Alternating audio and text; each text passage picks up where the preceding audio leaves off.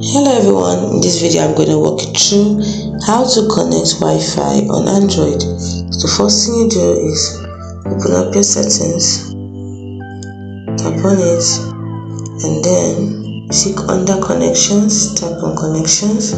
You can see Wi-Fi, simply tap on it and turn it on. So the networks available will show and to connect automatically the ones you've connected before.